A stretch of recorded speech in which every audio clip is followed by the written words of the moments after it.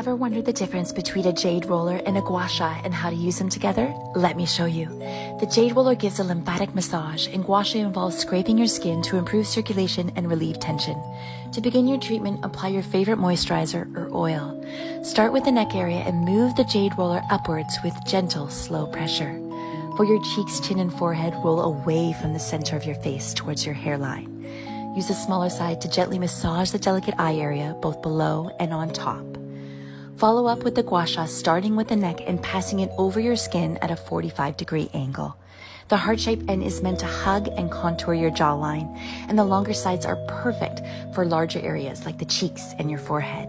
And the small side is great for smoothing out the under eyes.